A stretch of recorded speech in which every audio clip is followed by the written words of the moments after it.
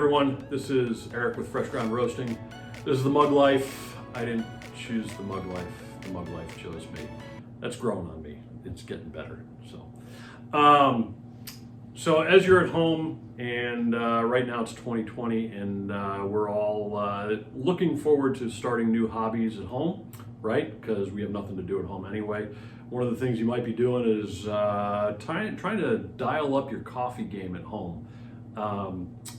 Grinding coffee fresh is one of the best things that you can do. We've said that for a long time, but a lot of people come into me and they say, I don't know if I'm actually getting the best tasting coffee I can get.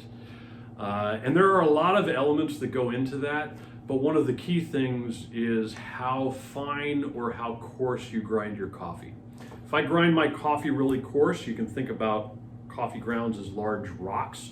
And if I have large rocks versus sand, the water is going to go through those large rocks faster and it's going to extract less. I'm going to have weaker tasting coffee. If I grind finer, it's going to take longer. The water is going to be in contact with that coffee for a longer period of time, and it's going to extract more oils and other goodness from the coffee.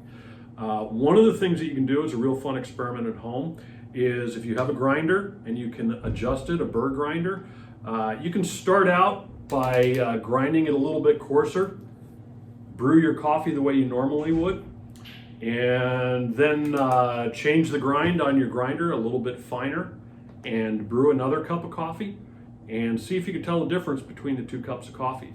And then continue to grind finer and finer and finer keeping all of the other variables, your water temperature, the amount of coffee that you use, keep them all the same.